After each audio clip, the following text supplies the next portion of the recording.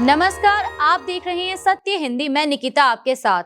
एक नजर डालते हैं अब तक की सुर्खियों पर। तमिलनाडु के मुख्यमंत्री एम.के. स्टालिन की अध्यक्षता में रविवार को चेन्नई में हुई बहुदलीय बैठक में राज्य में चुनाव आयोग द्वारा किए जा रहे विशेष गहन पुनरीक्षण यानी एसआईआर के खिलाफ सुप्रीम कोर्ट जाने का फैसला लिया गया। बैठक में कहा गया कि यह प्रक्रिया लोकतंत्र के खिलाफ है, क्योंकि सुप्रीम कोर्ट ने अभी बिहार के एसआईआर मामले में फैसला नहीं दिया है। प्रस्ताव में आरोप लगाया गया कि चुनाव आयोग केंद्र की भाजपा सरकार के दबाव में काम कर रहा है और यह प्रक्रिया मतदाताओं को उनके अधिकार से वंचित करने की कोशिश है। बैठक में कहा गया कि एसआईआर को पारदर्शी तरीके से और सुप्रीम कोर्ट के दिशा निर्देशों के बाद ही किया जाना चाहिए। स्टालिन की बैठक में डीएमके समेत कई दल शामिल हुए, जबकि एआईएडीएमके, पीएमके और विजय की पार्टी टीवीके ने बहिष्कार किया। नेताओं ने आरोप लगाया कि 4 नवंबर से 4 दिसंबर तक यह प्रक्रिया चलाने का उद्देश्य बड़ी संख्या में वोटरों के नाम हटाना है और यह मतदाता सूची में हेरफेर का प्रयास लगता है। कांग्रेस सांसद राहुल गांधी ने बेगूसराय में मछली पकड़ने के साथ ही मछुआरों से बात कर उनके काम से जुड़ी चुनौतियों और संघर्षों पर चर्चा की। इस दौरान वीआईपी पार्टी के संस्थापक भी साथ रहे। अब राहुल गांधी के तालाब में कूदने के इस वीडियो के वायरल होते ही सोशल मीडिया पर एक नई बहस छिड़ गई है। यूजर्स राहुल गांधी के इस वीडियो की तुलना प्रधानमंत्री मोदी के लिए बनाई गई नकली यमुना से कर रहे हैं। सोशल मीडिया पर लोग राहुल गांधी के तालाब में नहाने की तारीफ कर रहे हैं और प्रधानमंत्री के फिल्टर वाटर से नहाने को लेकर तंज कस रहे हैं। वहीं एक अभिषेक गोयल नाम के यूजर ने तो यहाँ तक लिख दिया कि गरीब माँ का बेटा मोदी को फोटो खिंचवाने के लिए अलग बिस्लेरी स्विमिंग पूल की जरूरत होती है, जबकि शहजादा बिहार में स्थानीय लोगों के साथ सामान्य तालाब में तैर रहे हैं। कांग्रेस सांसद राहुल गांधी ने रविवार को बिहार के बेगूसराय में रैली के दौरान प्रधानमंत्री नरेंद्र मोदी पर तीखा हमला बोला। उन्होंने कहा कि मोदी चुनाव के वक्त नाटक करते हैं, वादे करते हैं, लेकिन जीतने के बाद गायब हो जाते हैं और जनता की बात नहीं सुनते। राहुल ने कहा कि मोदी जी वोट के लिए योग भी करेंगे, लेकिन चुनाव के बाद अडानी अंबानी के इशारों पर नाचते हैं। भारत पाकिस्तान संघर्ष रोकने के ट्रंप के दावों को उछालते हुए राहुल गांधी ने कहा कि गांधी जी की 56 इंच की छाती नहीं थी, पर वह भी अंग्रेजों के सामने खड़े रहे, डरे नहीं। पर कुछ ऐसे भी लोग हैं जिनकी 56 इंच की छाती है पर डरते बहुत हैं। सच तो यह है कि वह न सिर्फ ट्रंप से डरते हैं, बल्कि अडानी और अंबानी के रिमोट कंट्रोल से नियंत्रित होते हैं। राहुल ने आरोप लगाया कि मोदी सरकार के फैसले जैसे नोटबंदी और जीएसटी छोटे कारोबारियों को नुकसान पहुंचाने और बड़े उद्योगपतियों को फायदा देने के लिए किए गए। राहुल गांधी ने कहा कि उनकी पार्टी मेड इन बिहार को बढ़ावा देगी और नालंदा विश्वविद्यालय की तर्ज पर एक नया अंतर्राष्ट्रीय विश्वविद्यालय खोलेगी। उन्होंने युवाओं की बेरोजगारी और पेपर लीक जैसे मुद्दों पर केंद्र की मोदी सरकार को जमकर घेरा। पेपर लीक पर बोलते हुए राहुल ने कहा कि भ्रष्टाचार ने छात्रों का भविष्य बिगाड़ दिया है और मेहनती युवाओं को ठगा जा रहा है। बिहार विधानसभा चुनाव से पहले प्रधानमंत्री मोदी ने रविवार को आरा में एक जनसभा को संबोधित करते हुए महागठबंधन पर तीखा हमला बोला। उन्होंने कहा कि विपक्ष का घोषणा पत्र झूठ, छल और गुमराह करने वाला दस्तावेज है, जबकि एनडीए का घोषणा पत्र बिहार के विकास के लिए ईमानदार वादा है। मोदी ने आरजेडी पर निशाना साधते हुए कहा कि जंगल राज की पहचान कट्टा, कुशासन और भ्रष्टाचार रही है और अगर वे सत्ता में आए तो वही अराजकता लौट आएगी। उन्होंने कांग्रेस पर भी सिख विरोधी दंगों के दोषियों को संरक्षण देने का आरोप लगाया। प्रधानमंत्री ने कहा कि ये जनता है, सब जानती है और इस बार बिहार की जनता एनडीए को रिकॉर्ड सीटें दिलाएगी। उन्होंने 1 करोड़ नए रोजगार सृजन का वादा करते हुए कहा कि बिहार का युवा अब बिहार में ही काम करेगा और बिहार का नाम रोशन करेगा। मोदी ने मेक इन इंडिया के साथ मेक इन बिहार पर जोर देते हुए कहा कि औद्योगिक विकास और स्थानीय रोजगार ही एनडीए सरकार की प्राथमिकता है। बिहार में दुलार चंद यादव की हत्या के बाद विपक्ष के हमलों पर केंद्रीय मंत्री चिराग पासवान ने जवाब दिया है। उन्होंने कहा कि अगर सरकार अपराधियों को संरक्षण देती तो बाहुबली नेता अनंत सिंह की गिरफ्तारी नहीं होती। चिराग पासवान ने कहा कि हमारी सरकार की नीति साफ है, ना किसी को बचाना, ना किसी को फंसाना। उन्होंने हत्या की घटना को दुखद बताया और कहा कि अपराध चाहे किसी के कार्यकाल में हो, सरकार के लिए यह चिंता का विषय है।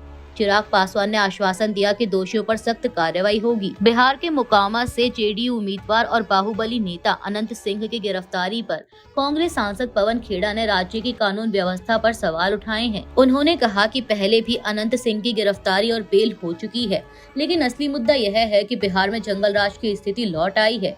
चुनाव के बीच नेताओं पर गोलीबारी हो रही है और ये नेता ही ऐसे अपराध करवा रहे हैं। पवन खेड़ा ने आरोप लगाया कि प्रधानमंत्री मोदी के रोड शो से पहले लीपापोती के लिए यह गिरफ्तारी की गई। वहीं जेडीयू नेता राजीव रंजन ने कहा कि यह विपक्ष को करारा जवाब है और अब बिहार की पुलिस किसी भी बड़े नेता के खिलाफ कार्रवाई करने से नहीं डरती। बिहार में महागठबंधन के मुख्यमंत्री पद के उम्मीदवार तेजस्वी यादव ने जेडीयू उम्मीदवार और बाहुबली नेता अनंत सिंह की गिरफ्तारी पर नीतीश कुमार सरकार पर निशाना साधा है। उन्होंने कहा कि बिहार में महाजंगल राज की स्थिति है और राज्य में हर दिन गोलियां चल रही हैं। तेजस्वी ने कहा कि प्रधानमंत्री आज बिहार में है, लेकिन उन्हें यह नहीं दिखता कि रोहतास और आरा में पिता पुत्र की हत्या कर दी गई। उन्होंने दावा किया कि 14 नवंबर को चुनाव परिणामों के बाद उनकी सरकार बनेगी और 26 नवंबर से 26 जनवरी के बीच सभी अपराधियों को जेल भेजने का काम तेजस्वी करेगा। वहीं जेडीयू नेता राजीव रंजन ने उनके बयान पर पलटवार करते हुए कहा कि अनंत सिंह की गिरफ्तारी कानून के राज की मिसाल है और नीतीश कुमार के नेतृत्व में जब भी पार्टी या गठबंधन के किसी नेता ने कानून को हाथ में लेने की कोशिश की तो तुरंत कार्रवाई हुई। उन्होंने कहा कि अनंत सिंह की ताज़ा गिरफ्तारी उसी दिशा में एक बड़ा और साहसिक फैसला है। बिहार के बाहुबली और मोकामा से जेडीयू उम्मीदवार अनंत सिंह की गिरफ्तारी पर आरजेडी सांसद मीसा भारती ने भी नीतीश कुमार सरकार पर निशाना साधा है। उन्होंने कहा कि यह कार्रवाई बिहार की जनता और विपक्ष के दबाव में की गई है, न कि सरकार की पहल पर।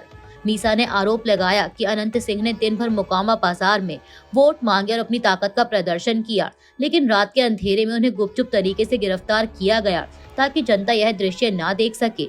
उन्होंने सवाल उठाया कि आम लोगों को गिरफ्तार करते समय हथकड़ी लगाई जाती है, लेकिन बाहुबली नेताओं के साथ सरकार नरमी बरतती है। मीसा ने कहा कि हर चुनाव में ऐसे नेताओं को जेल से निकालकर प्रचार कराया जाता है। भाजपा नेता और स्टार प्रचारक मनोज तिवारी ने आरोप लगाया है कि बिहार के डुमरांव में उनके रोड शो के दौरान आरजेडी कार्यकर्ताओं ने उन पर हमला किया।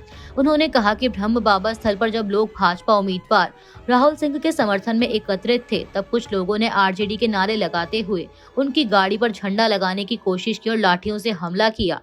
तिवारी ने बताया कि टकराव से बचने के लिए उनका काफिला तेजी से आगे बढ़ गया। उन्होंने कहा कि यह चुनाव के दौरान गुंडागर्दी है और चुनाव आयोग से सख्त कार्रवाई की मांग की। इस घटना पर भाजपा नेताओं ने भी प्रतिक्रिया दी है। दिल्ली के मंत्री पंकज कुमार सिंह ने कहा कि यह आरजेडी के जंगल राज की सोच को दिखाता है। उन्होंने बिहार के लोगों से शांति बनाए रखने और नीतीश कुमार व प्रधानमंत्री मोदी के नेतृत्व वाले एनडीए गठबंधन को समर्थन देने की अपील की। कांग्रेस नेता प्रियंका गांधी ने रविवार को प्रधानमंत्री मोदी और दिल्ली की मुख्यमंत्री रेखा गुप्ता से राजधानी में फैली गंदी धुंध को खत्म करने के लिए तुरंत कदम उठाने की अपील की। सोशल मीडिया प्लेटफॉर्म एक्स पर प्रियंका ने दिल्ली की हवा की तुलना वायनाड और बिहार से करते हुए लिखा कि प्रदूषण ने शहर को धूसर कफन की तरह ढक लिया है।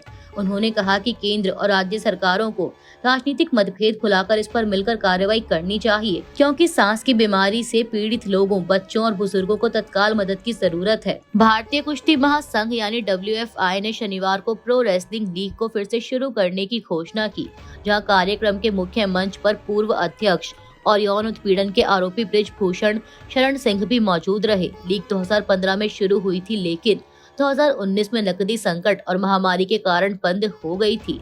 कार्यक्रम में बृजभूषण को मुख्य अतिथि के रूप में बुलाया गया और WFI अध्यक्ष संजय सिंह ने कहा कि यह लीग अब बाबा विश्वनाथ की कृपा से सालों साल चलेगी। वहीं बृजभूषण ने कहा कि वे केवल WFI के निमंत्रण पर आए हैं और लीग में उनकी कोई भूमिका नहीं है। बृजभूषण ने कहा कि मैं खेल और कुश्ती का प्रेमी हूँ और कोई इसे मुझसे नहीं छीन सकता। किसी को PWL में भाग लेने से नहीं रोका जाएगा, यहाँ तक कि विरोध करने वाले पहलवानों को भी नहीं। गौरतलब है कि 2023 में विनेश फोगाट, साक्षी मलिक और बजरंग पूनिया ने बृजभूषण के खिलाफ यौन उत्पीड़न के आरोपों को लेकर विरोध किया था। मई 2024 में बृजभूषण के खिलाफ IPC की धारा 354 और 354A के तहत आरोप तय हुए और मुकदमा जुलाई 2024 से जारी है।